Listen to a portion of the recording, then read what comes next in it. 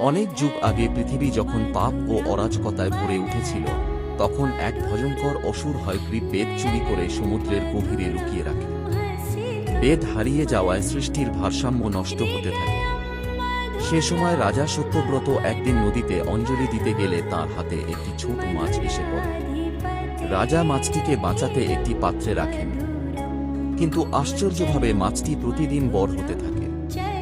ছোট পাত্র, বড় পুকুর, এমনকি বিশাল নদী, সব জায়গাতেই মাছটি অল্প সময়ে স্থান সংকুলান করতে না পেরে আরও বড় হয়ে ওঠে। তখন মাছটি নিজের পরিচয় প্রকাশ করে বলে, আমি স্বয়ং নারায়ণ। অচিরেই মহাপ্লাবন আসবে। তুমি একটি নৌকা তৈরি করো এবং সকল ঋষি ও প্রাণীর বীজ রক্ষা করো। মহাপ্লাবনের সময় নারায়ণ মৎস্য রূপে রাজা সত্যব্রতের নৌকাকে রক্ষা করেন এবং হয়গ্রীবকে বধ করে বেদ উদ্ধার করেন। এভাবেই নারায়ণ তাঁর মৎস্য অবতারে ধর্ম ও সৃষ্টিকে রক্ষা করেন।